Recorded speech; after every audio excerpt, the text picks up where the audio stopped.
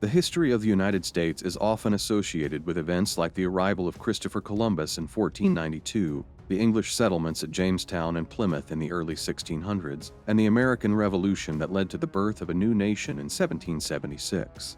But the story of this land goes far beyond these well-known moments. Long before Columbus set sail or European settlers established colonies, North America was home to thriving civilizations. Indigenous peoples, from the Iroquois in the northeast to the Pueblo in the southwest, had been living on this land for thousands of years, developing complex societies, trade networks, and cultural traditions. Their history is deeply intertwined with the land itself, shaping the continent long before the arrival of Europeans. When we think of the earliest European explorers to reach the Americas, names like Columbus, Vespucci, and Cabot come to mind. However, there is a lesser-known but equally fascinating chapter in early American history, the Norse exploration of North America. Nearly 500 years before Columbus, Viking explorers from Scandinavia set foot on the shores of the New World. In this video, we'll uncover the fascinating story of the Norse exploration of America. So, let's journey back over 1,000 years to the time of the Vikings and uncover the untold story of the first Europeans to set foot in North America. The Norse, commonly known as Vikings, were seafarers, warriors, traders, and settlers from Scandinavia, the modern-day countries of Norway, Sweden, and Denmark.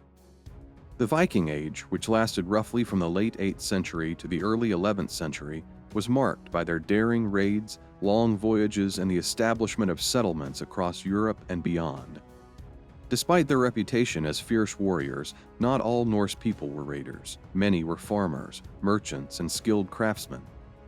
While some Vikings gained wealth through plundering monasteries and villages in Europe, others engaged in trade, forming connections from the Middle East to the British Isles. By the late 9th century, Viking explorers and settlers were pushing westward. They established a permanent colony in Iceland, which became a thriving Norse settlement. From there, the adventurous chieftain Eric the Red led a group of settlers to Greenland in the late 10th century. Despite Greenland's harsh climate, the Norse managed to create farming communities that survived for several centuries. However, whispers of a land beyond Greenland had already begun to spread, mostly from sailors who had been blown off course. This mysterious place was said to be rich in resources, covered in forests, an enticing prospect for the Norse who struggled with Greenland's limited farmland. The most famous of these explorers would be Leif Erikson, the son of Eric the Red. Inspired by these rumors, he decided to set sail and find this legendary land.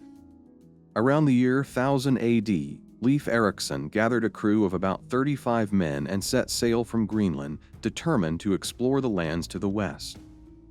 His journey, as recorded in the Saga of the Greenlanders and the Saga of Eric the Red, took him to several different lands, each with its own unique landscape and challenges. The first land Leif and his crew encountered was a barren and rocky place. As they stepped onto its shores, they saw nothing but vast stretches of flat stones, with little vegetation or signs of life. The harsh environment made it clear that this was not a suitable place to settle. Leif named it Helluland, meaning land of flat stones. Today, historians believe this land was Baffin Island in present-day Canada. With no reason to stay, the explorers set sail once again, continuing southward in search of a more hospitable place. After days of sailing, they arrived at a new land. Towering trees stretched across the landscape, offering an abundance of timber, a resource that was scarce in Greenland. The Norse recognized the value of this place, naming it Markland, or Land of Forests. Though the land was promising, Leif and his men did not settle here either. Eventually, they reached a land that seemed almost too good to be true. The land was covered with lush meadows and wild grapes or possibly berries that the Norse had never seen before. Overjoyed by the richness of this new land, they named it Vinland, meaning land of wine or land of meadows. Here, Leif and his crew built small houses and spent the winter exploring the surrounding areas, gathering food and cutting timber to take back to Greenland. As the months passed, they realized that Vinland had everything they needed for a thriving settlement. However, despite its many advantages, they eventually decided to return to Greenland. Despite their incredible achievement of reaching North America, the Norse were never able to establish a lasting colony in the new land. Many factors worked against them, ultimately forcing them to abandon their efforts. One of the biggest challenges they faced was conflict with the indigenous peoples. When the Norse arrived, they encountered native inhabitants, whom they called Skraelings. These people were likely groups from the Inuit or Algonquian-speaking tribes. At first, there may have been some peaceful interactions, but tensions quickly rose. The Norse, though skilled warriors, were vastly outnumbered. Every attempt to settle in Vinland was met with resistance, and the clashes made it difficult to maintain a permanent colony.